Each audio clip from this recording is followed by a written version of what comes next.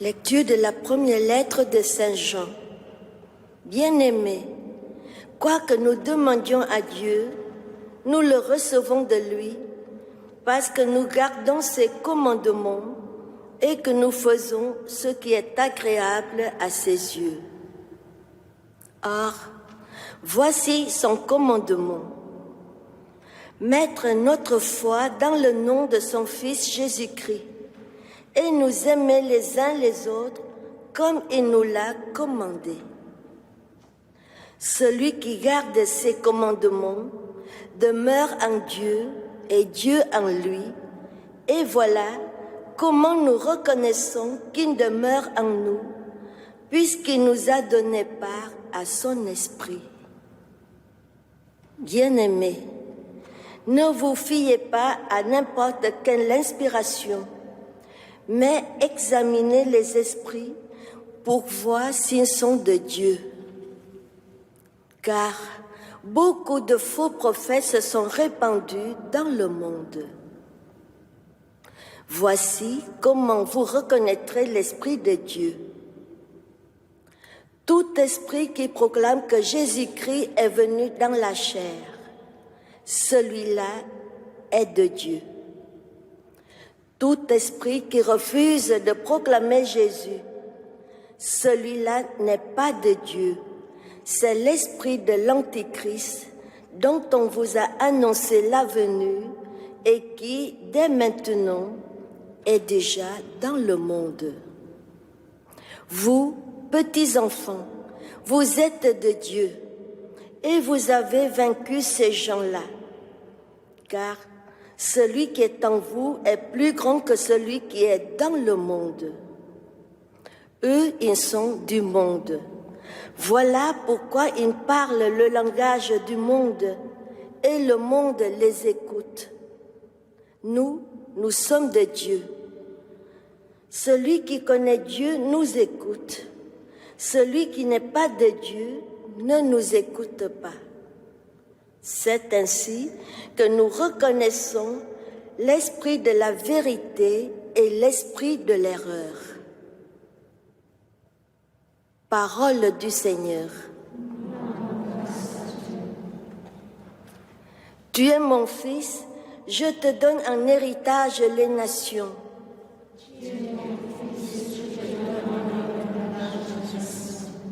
Le Seigneur m'a dit, tu es mon fils, moi aujourd'hui je t'ai engendré. Demande et je te donne en héritage les nations pour domaine la terre tout entière.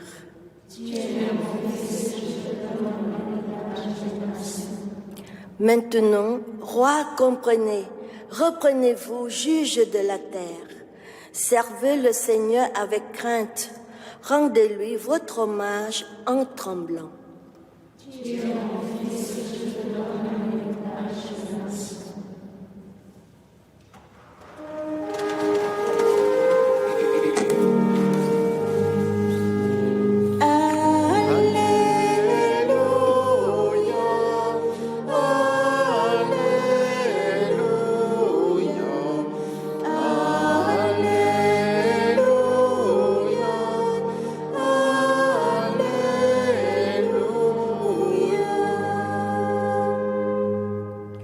Jésus proclamait l'évangile du royaume et guérissait toute maladie dans le peuple.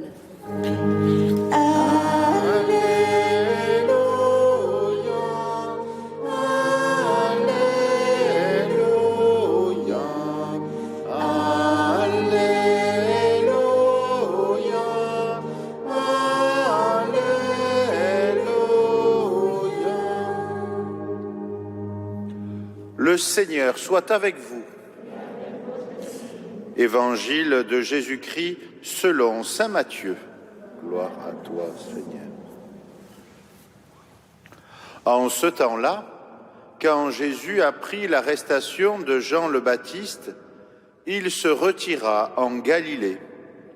Il quitta Nazareth et vint habiter à Capharnaüm, ville située au bord de la mer de Galilée, dans les territoires de Zabulon et de Nephtali. C'était pour que soit accomplie la parole prononcée par le prophète Isaïe. Pays de Zabulon et pays de Nephtali, route de la mer et pays au-delà du Jourdain, Galilée des nations. Le peuple qui habitait dans les ténèbres a vu une grande lumière. Sur ceux qui habitaient dans le pays et l'ombre de la mort, une lumière s'est levée. À partir de ce moment-là, Jésus commença à proclamer « Convertissez-vous, car le royaume des cieux est tout proche ». Jésus parcourait toute la Galilée, il enseignait dans leur synagogue, proclamait l'évangile du royaume, il guérissait toute maladie et toute infirmité dans le peuple. Sa renommée se répandit dans toute la Syrie. On lui amena tous ceux qui souffraient, atteints de maladies et de tourments de toutes sortes, possédés, épileptiques, paralysés, et il les guérit. De grandes foules le suivirent, venus de la Galilée, de la Décapole, de Jérusalem, de la Judée et de l'autre côté du Jourdain. Acclamons la parole de Dieu. Louange à toi, Seigneur Jésus.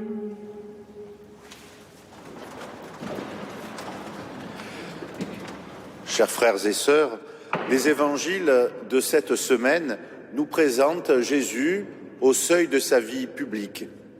Et il y a un élément déclencheur de ce passage, c'est l'arrestation de Jean-Baptiste.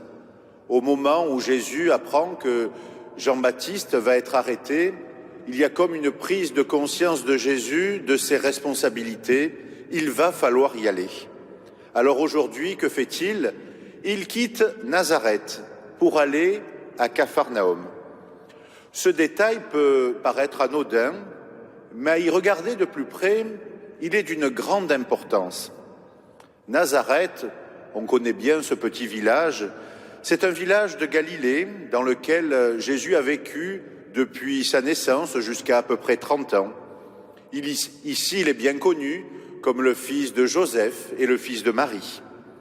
Nazareth, c'est cette localité juive dans laquelle Jésus a reçu un enseignement solide, un enseignement religieux. Nazareth, c'est le lieu où il a vécu cette vie cachée, où il a travaillé. Il quitte donc ce village de Nazareth. En fait, il sort un peu de sa zone de confort pour aller vers un ailleurs inconnu. Alors cet ailleurs porte un nom, c'est Capharnaüm.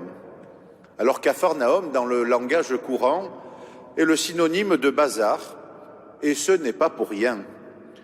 Capharnaüm n'a rien à voir avec Nazareth. Capharnaüm, c'est une ville de passage, de frontières, de brassage de population. Ça ressemble un petit peu à Marseille, en plus petit.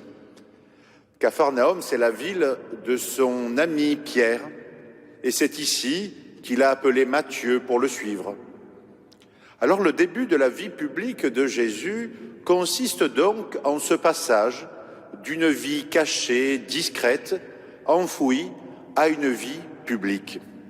Jésus quitte son environnement douillet de Nazareth pour aller dans un lieu où les bonnes paroles, les certitudes sont remises en question.